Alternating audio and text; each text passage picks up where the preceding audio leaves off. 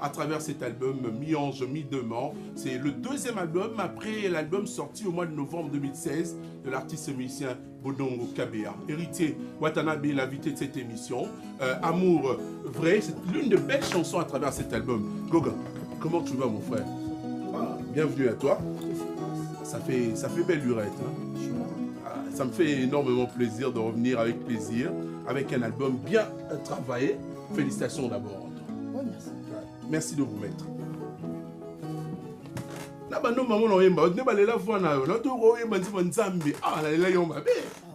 Une belle chanson, ce qu'on a vu en a aussi. Sans comme nous, mais l'ensemble, ça bien. Alors, peut-être n'a pas allé. Je vois un pasteur à Sénégal. Ça l'autre monte Koku misanzambe likima mbutu to sala ro eza eulika mais o koku misanzambe wane elekati wane etikala ata biso to kufi yango etikala sekona sekona potina lola to ndo mbele ka. Alors, j'étais en train de faire un élément de différenciation entre retirade à carrière d'honneur et Mi-Ange na Mi-Démon. Watabi bigeta on joue na yo ki retirade asu na yo ki sous Mi-Ange Mi-Démon belé na bi non no go okende mais les belé hein. Na comment pour na banzimbo sikoyo. T'es au côté pour le moment que j'étais considéré il y a pour nous tout yo karanuka ti nzoto yo pour na so bandi pour na siko lelo pour na kutana ba msusu awata ngala pour na ponika racker le binango tu vois que racker est bien mais na comme sous la cayotte après le binango Seed Boy est danger donc non moi c'est un fantôme bazo changer gombe na gombe on a comment maintenant donc landa na bien c'est d'où on a nous tout donc à consommer sans modération et ça bien pour la santé. Avant de koyemba parce qu'il faut présenter ta moi muke banzemba ngwa kitoko ba là musala nga yango na koyemba yango. Mais nous voyons que vous avez fait un album, fait usage pour votre album d'un titre, je dirais c'est remarquable ce titre, Mi-Ange, Mi-Démon. Pourquoi un tel titre, Héritier Watanabe? Est-ce que pour faire peur les gens ou bien c'est juste pour toi-même? Déjà, il faut que tu titre déjà le contenu, le contenu et j'ai titre. Est-ce que par exemple, une bête, album TH, il n'y a pas chéri. Sur le côté de l'album, pour eux, toujours humble. Nous sommes toujours humble. Pour eux, Gérard, pour eux, 48 biso tozali eza penda MBT mais ça nzembo moko eza nzembo moko baimbi tozali humble mais est-ce que bazoyemba nzembo baoyembela humilité na kati ya nzembo non bazoyembela papa chéri to souverain avandi na ye mais on comprend voilà soki par exemple album loko Kibwisa Mpimba est-ce que na kati bazobeta makambo ya éclipse solaire parce que Kibwisa Mpimba eza éclipse solaire mais est-ce que dans le fond banzembo bajib bavon banzembo bien gaiement, Blandine Pemba 13 ans, est-ce que ça parle de l'éclipse solaire? Non. Titre, titre, to Tchakakaka. Pour une idéologie, il y a l'eau de ça. Et après, peut-être pour influencer, PC l'eau mais au fond, je parle d'autre chose. Sur la forme, sur le fond, c'est autre chose. Tu m'as inspiré en parlant de JB Piana. Puisque là, il faut rappeler dans ta carrière, tu as passé du côté de Papa Chéri. Alors je me rappelle d'une histoire vétuste, d'une image également vétuste, Héritier Watanabe avec Papa Chéri, en train d'interpréter le titre Est-ce que les Papa Wemba. C'est les souvenirs. Mais pourquoi tu n'as pas pu couper ça soit un zémoana sous ça et tout ça, c'est le son Nakatia, c'est ça le problème. On peut signer la guitare, ça est bien. On peut bien battre la voilà. Yangana yo kinoliwa jibelu bangi. Yangana yo kinoliwa. Est-ce que tu as un retour? Na ba venanga bendo son ba pompon miyake venanga bogis bompema donc voilà et dommage na zo le temps concentré on a bangoté Donc, Nanyana Yembelo en Penza. Voilà. Il n'y a pas de problème, on va plus découvrir cet album. Eza, une carrière, tous les carrières par de chemin. Et Makambo, biso to kuta na banzelo to les kaka. Yango de tonga biso. Yango de salara lelo na biso. So tongiango bien, au moins que avenir ezala fructueux. So est paisible. So tongiango bien té, au moins que avenir ezala mabaku. Donc voilà. Moi j'ai eu beaucoup travaillé. Déjà, je suis passé par j'ai commencé par le BCBG. J'ai pas eu la chance d'émerger là-bas parce que Kuna papa Chirali Nenga ma classe, ma bébé les rois de la forêt Rozwanga. Ton OK, pas les rois de la forêt. Les rois de la forêt n'a pas sa chance directement à Zwanga moi na mukete, à Zwanga penza artiste. Parce que je sais pas ce qu'il avait vu en moi. Et entre nous, vérité soit dit et Portaf. Qui t'avait conseillé d'aller présenter le nouvel album chez Werason. Pourquoi ne pas avoir fait ça dans le premier album? Pourquoi d'abord, avant que Munga ait eu responsable de mes parents, moi j'ai 16 ans, moi j'ai 15 ans, moi j'ai 16 ans, qui est un héritier. Pourquoi ma réunion sont dans le salon, il a influencé par les gens.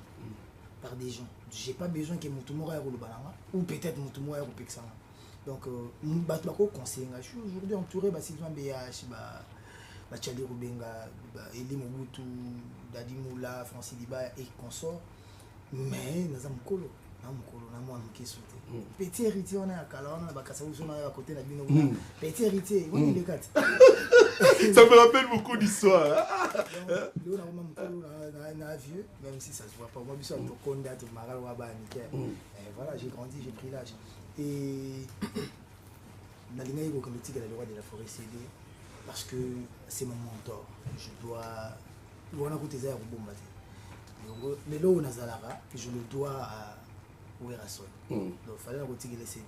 Vous posez question moi bien pourquoi le premier album le premier album va porter ça na retirer longwa la lettre bassiste la lettre n'a d'émission ba boyango mais son mère le bac tu n'es pas encore prêt voilà tu dois être encore là et apprendre encore. Tu as encore beaucoup à apprendre. Tu avais jugé ça mal? Non, pas mal, mais Ngana Senga il m'a permission de démissionner. Ngana démissionné qui. C'est ce que il faut nuancer. Ce qui n'a eu lettre à demande il y a démission. Na lettre il y a démission. OK, ouais OK. On a compris. On a demandé une démission. Moi j'avais même pas besoin de la réponse. J'étais venu déposer ma lettre. En plus là Webinga motiva benga motina tembe faut voir on a vrai sens du mot. Webinga na kenda démissionner. Na kenda démissionner na la samba na ma lettre na la samba. Ba tout babanga ozwa lettre. Yo na ozwa lettre pesa le roi de la forêt. Donc aligné dans le moité mais comme tanga longo na mabona. Na biso ve moni azana la samba la longo la samba na landa et tout na ve moni na limité. Côté na kenda pesa les lettres na. Ve moni ba lela mabe mais pe à son âme ba viona ba sali belé pour na biso na ba viona ba mondo be Elliot. Ilomba bapesi tumba baza bato marqué ba carrière na biso pourquoi pas papika bemba bazé belé ba Chrissy Banga donc voilà fallait qui na kinotika na tour ali bo chose qui sankara l'équipe wa beti bal kakola beti ça sikoto arrêter un kim pour ipe kuna tirer banini ngabeta msufa dadi mula uzonga boya tirer ngabeta yo facha roba na était lâche. Wana eza makambo ya kobeta bamasasi soki ezoya il faut beta pe biso tona ba arme moko non conventionnel te wana eza bamasasi tobeta kaka mais elobi te ki etango tobeta babal bongo elobi te so sankara attaqué ngalinganga te to kakol so attaqué ngalinganga te tonga pe so na attaqué kakol ngalinganga te tout ça net c'est bon doit venir dans le quartier donc on comprend que ba source ezali mais na ndule au camp des ennemis cheval face à ça c'est à gros ça fait balle. Et puis, c'était la monnaie cheval. Quand il avait la compte balle perdue. Bah, il y a qui côté qu'on a mené à monter Moza. Mais le roi de la forêt de Togo Betamassa. Tu le fais en termes d'ennemis ou bien en termes de concurrence loyale qui pourra créer une émulation? Concurrence loyale, Moro t'as pas idée. Mais comme à la période où je suis pénal, quand je suis balobi et blessé mon tout. Parce que tu sais, dans ce que nous faisons, on doit rester dans la bonne voie, dans la bonne dans la ligne droite parce que les hommes se sont au saliango et zokisina motema wanande la rapena que tant suko gaé pe bois beti fobal mais en réalité na ko beta ba balle blanche ba cartouche ba pembe faut pour mon tas soit coûté ça alors ça c'est entraînement mais ceux qui ont bêté le montant c'est pour tout ça dans la télé tam ça comme le makambo tam ça bêté attaquer mer attaquer les fantômes yo moment que ah mais bateau ba bêta musique tende ni beaucoup ti bon makambo tant on a ya sur la balle blanche goga na ina balle ya solo pe na bo pam pam mais ya ngwana yo kana na bêta o batala STG yo kana o pe là bêta o elongwe mais na kibomoto boye je reste humain. C'est la famille. Frère, quand on a téléphone, plateau téléphone. Ça, c'est lui, vraiment. Je retrouve vérité à Watanabe. Tu es un peu je suis un musicien. Je suis un bateau, je suis un régné. Oui, un téléphone, c'est important pour les gars. Non, au moment où il faut musicien aventurier. Mais, à on a parlé. D'où, tu as le roi de la forêt, na oa liboso, moyen na kende na mona vitesse soigner za été. Au coup que peut pas vivre ya mieux. Mais des choses à comprendre. Il fallait qu'il puisse nous la prime en bon il faut préparer autant les gars on est monté la thème donc on a côté l'église chacun a porté la pasteur na changer bravo ni ange ni démon. J'étais avec Werason sur ce qui te vendit là mandaki mais plus autant émission on a tindé là en partie à l'obéi sur yo abio bandi succès siko mawana maloba vie kolinga pete kinga pena loba kina bandi succès siko la tournier pena wata nanga sikonde succès na bandi album kito il moi ça ça va mais faut qu'on comprenne que bon prêtre na misu yave oh via zomona ba tout temps sur mona moté même peut-être na moko pe na mona moté ponga na obetelo soki na buka bangola na buka ba Abidjan na buka ba Afrique du Sud na buka ba Togo bani na on temps le mango belé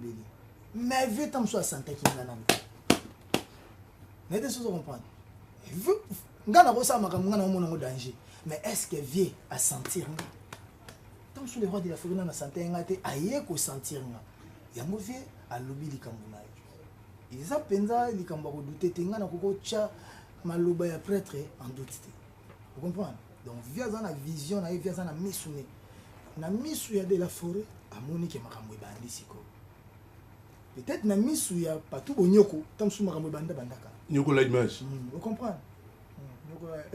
nyoko la image vous comprenez? Donc yango wana na ngana loba donc ba vision c'est belé mais tant que le roi de la forêt le dit bonga kuna ko contredire yeti père à lobby et ça le roi qui pena 69% 80% père azoboya kaka azolobari oui na 89 jadi makambo bandi siko siko yo nani oboya maloba prêtre na bouteille de champagne mutali boso bouteille de champagne na pale wana nga donde na bo nazo na melongo mais na to mona ti souvenir ekufa net na roboma souvenir wana pesi mbote na les parrains à partir ya balushi na été soit dans la kim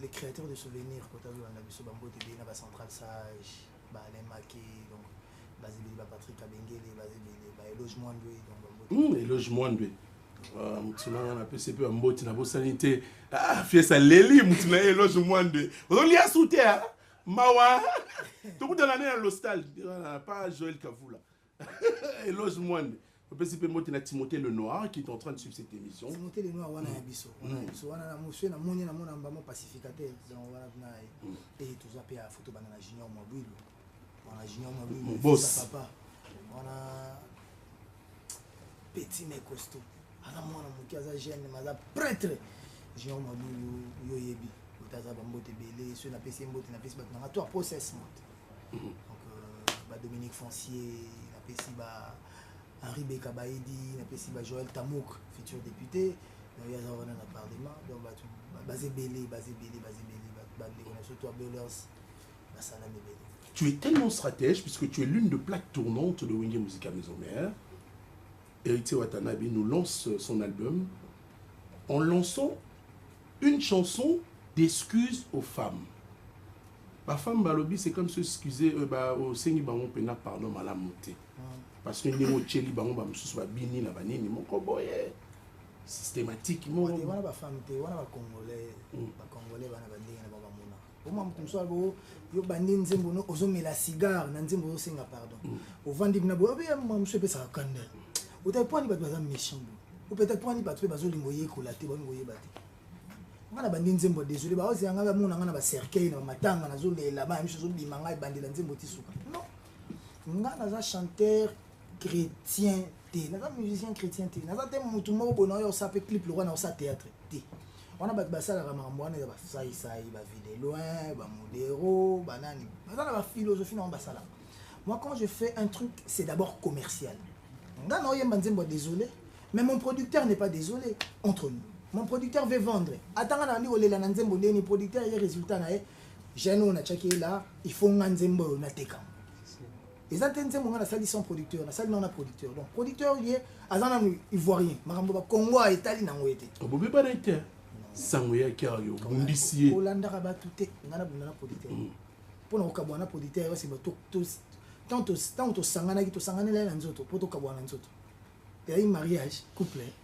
Babi aux moi sans chaud. Non, to bandaki na pas mais sans chaud na moto to bandaki ba bongo. To bandaki na papier to kabwa na papier. To bandaki na contrat. Le résiliation du contrat. Les ala ba ko résilier contrat. Voilà. Pourquoi tu résilier contrat et le to matina banzoto. Donc voilà. Producteur lui il veut gagner de l'argent.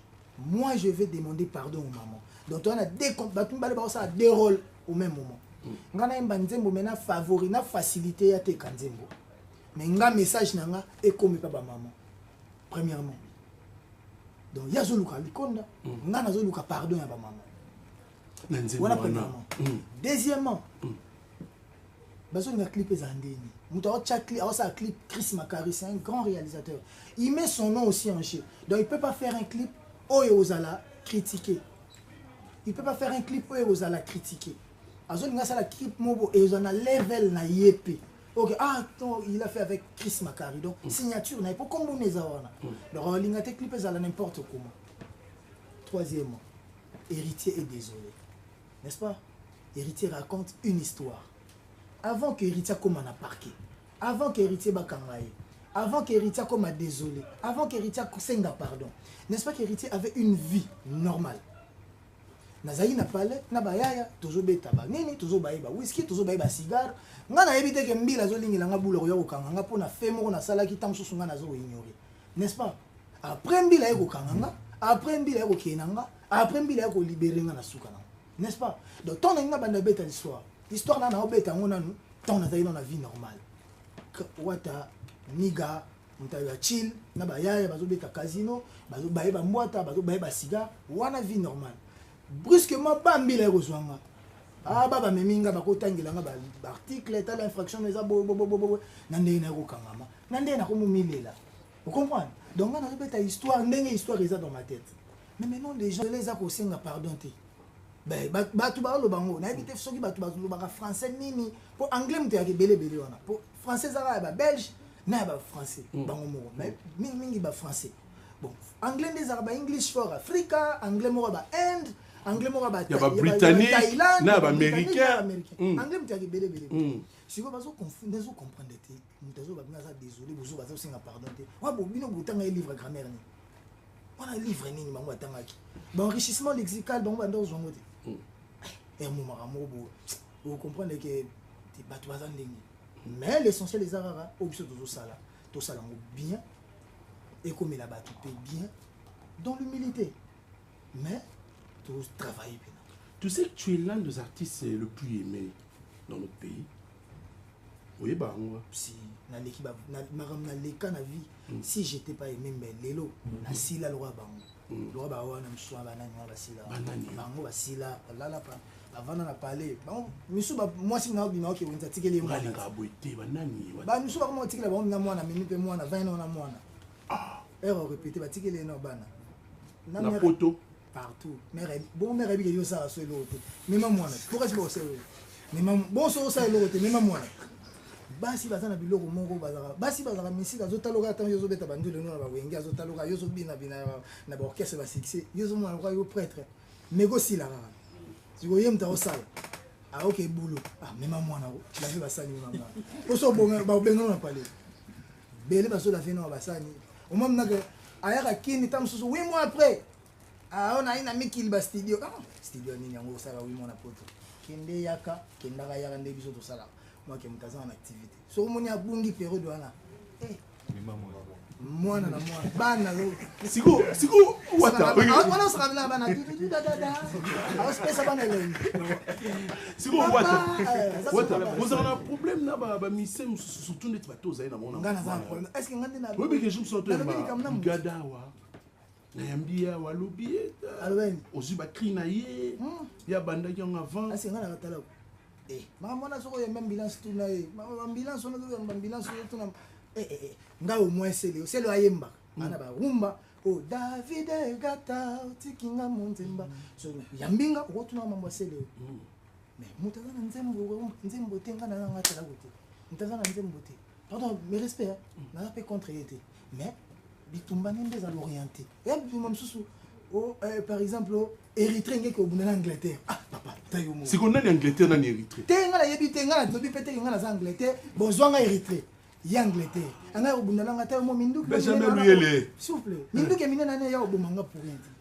zwango na bongo bato mususu tika bango baza la côté baza wana baza bien bongo donc tika ye azala wana komeka ko ningisa te po bagar obinga na zapena muta bagere pe bagere nga na bundaka bana na bana ko bagare na yebite so na souvenir o babetela yanga o baganyela yanga tango ya ko tsanga na komba moko boy na o beta balle na beti ba balle blanche te et qui m'a bé après au sala souffo vous allez yom to banda kian na zapena na terrain ya polémique te il faut ko tika bana ndenge balali bongo balala ndenge bavandi bongo bavanda papa Nicolo bazosala musala pour makambo kende papa na mwanda na ke bato bazoyemba nzembo ya gombe na mwanda na tuni baosenga nga courant baosenga baotela miso courant to sengela bango président Fachi bato bazolela courant na mwanda mama Denise akendaki na ba atikaki ba câble ba cabine biloko tout ba transfo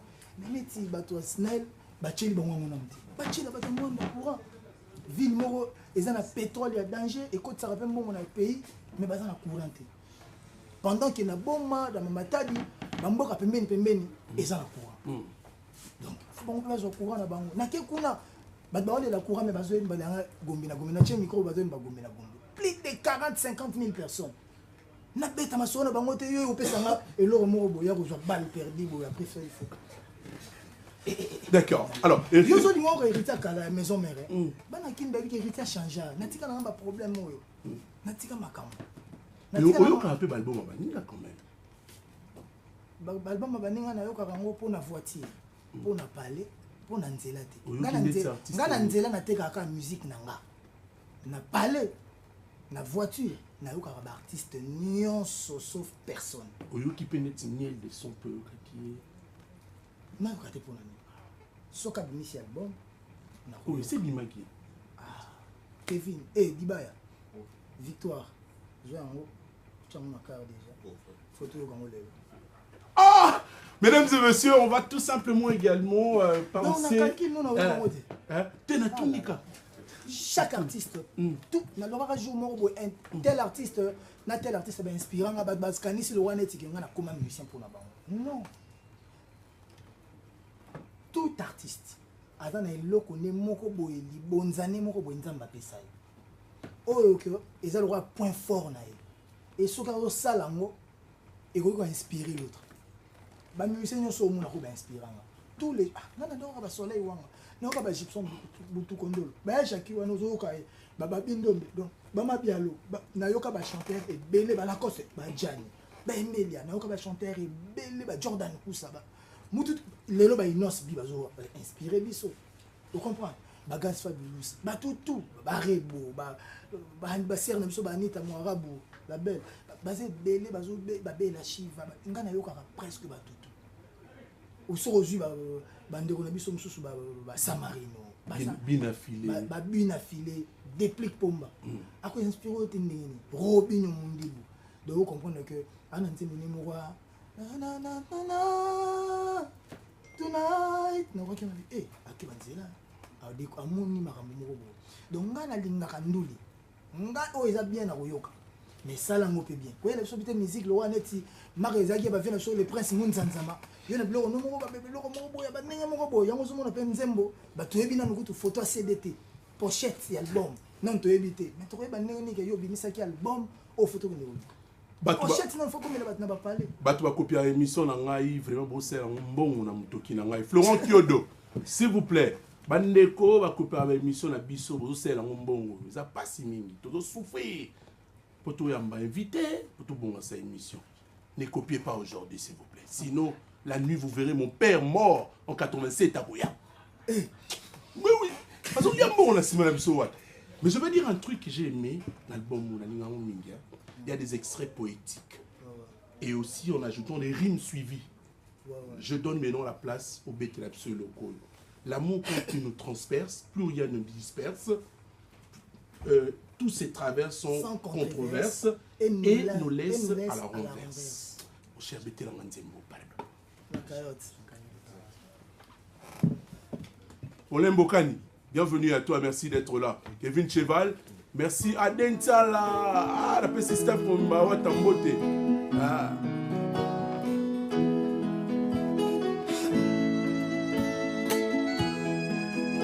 La carotte,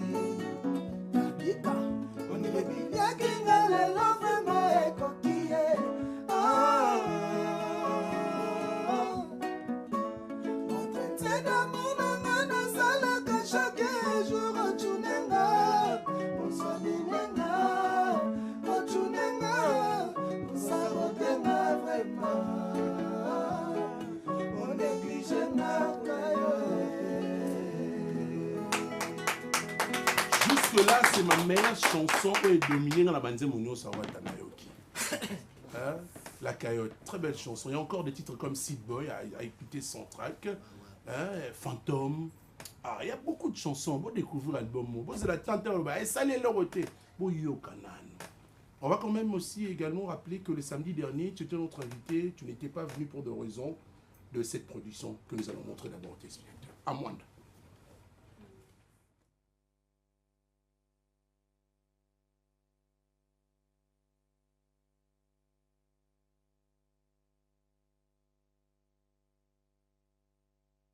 L'élément arrive, hein. Il y a peut-être une piètre qualité. Voilà, on va retrouver donc cet élément. Merci Gloire Kazali. C'est le concert d'Héritier Watanabe à Mwanda, dans le Congo central. On retrouve l'élément et on va continuer cette émission.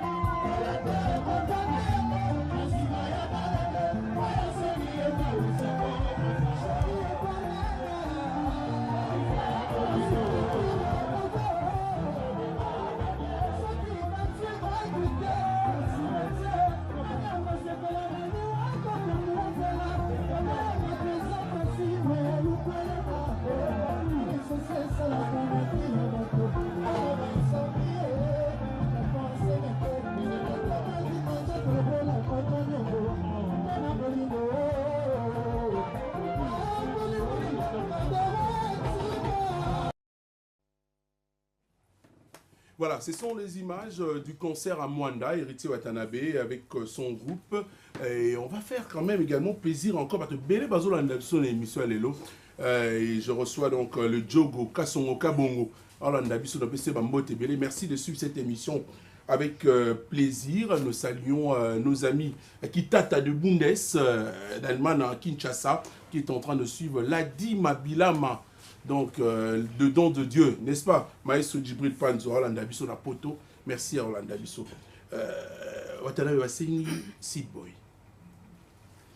On va faire le choix du public. Hein. Je reçois des appels et les messages. Donc,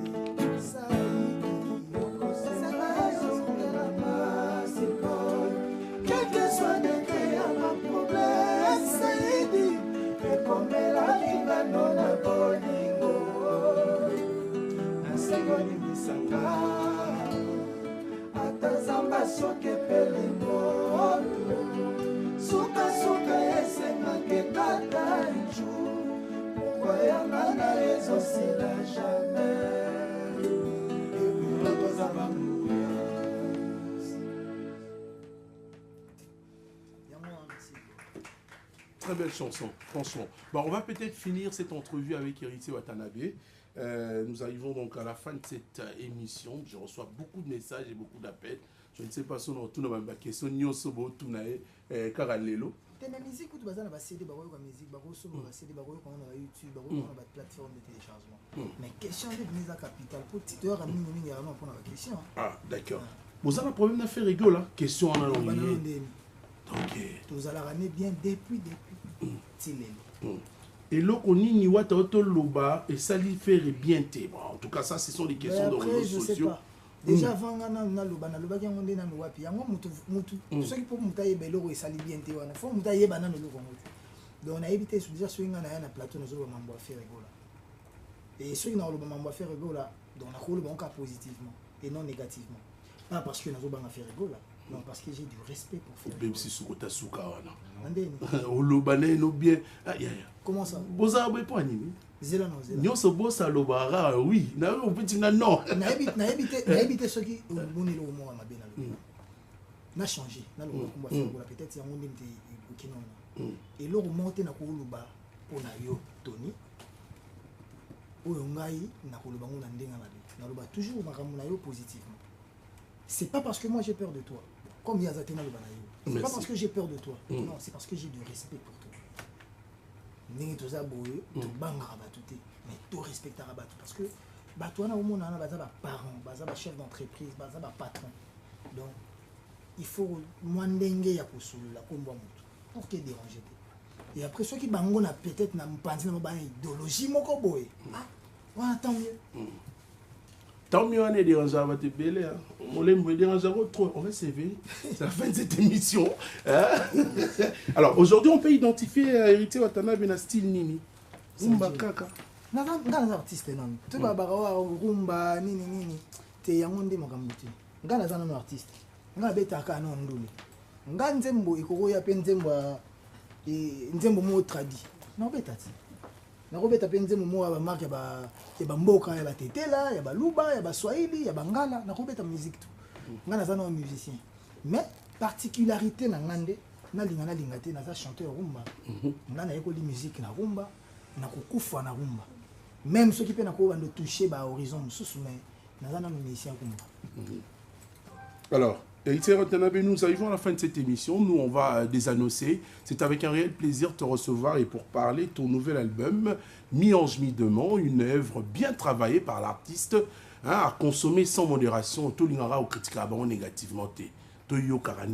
Parce que moi, je vous dirais, emporté par la bonne musique réalisée par Héritier Watanabe, encore une deuxième fois, puisque son premier album a été bien réalisé. Encore un deuxième album. Félicitations donc à Goga Goga. Un mot de la fin pour aujourd'hui? Ouais, voilà, bon, tu as eu solo là, tu as pour ça, tu es né, tu es bon, tu es Mikili, tu as équipe pour la promo. Donc, na zaï na poto, na salle moi 2-3 mois parce que j'attendais que Paco et Bima. Parce que les bosseurs de Maïka a mis Ange, maintenant dans un peu mis des mots Bima pour que na et Bimi déjà. Bah l'homme européen boit aller et au coma l'élo, donc calamité va se nous en haut pour que lobby déjà vente c'est passé des ou Bima. Au centre na kin tu ando te kaka mi Ange na poto ndemi demande ando te kama donc to bandian. Moi je suis artiste, je ne fais que ma musique sans polémique, sans cause un problème na batou parce que les problèmes avec des gens, moi ça me rapporte presque rien. Et même ma musique me rapporte tout. Donc j'ai besoin de vendre ma musique, boyoka musique nanga, bo consommer yango. Déjà pour boyoka nanga, bo consommer yango. Donc je vous remercierai pour tout ce que vous faites pour moi et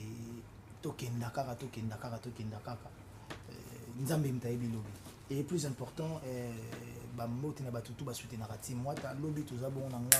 café musique tout ça les dégustation et album la team la bonne musique boya il y aura aussi pour profiter pour lancer vendre un CD donc je remercie l'honorable bon excellence Pius Mobile, le ministre d'État donc le ministre d'État Pius Mobile donc Bambote Belé donc beaucoup de basalam et pourquoi pas Junior Mobile pour on a peine yangai donc on a payé tout agent tout à RTG Mbote merci d'accueil qualité à Marambotou donc voilà après année na l'équipe sur la RTG problème mes amis problème mes amis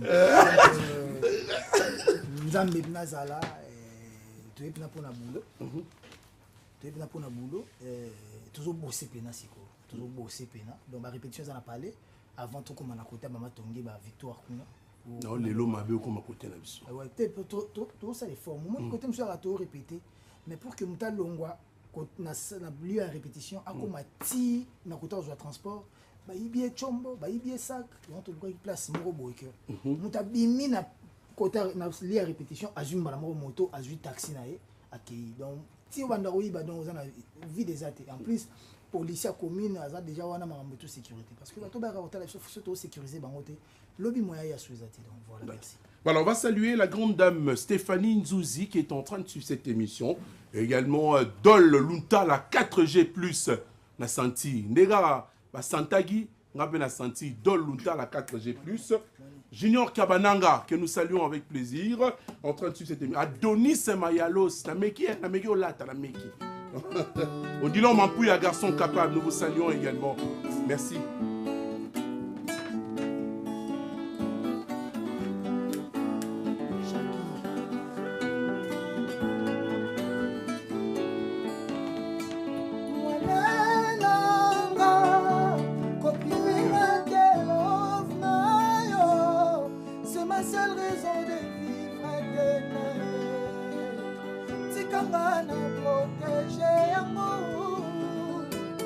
Mokolo eloko, de baka Valérie eloko na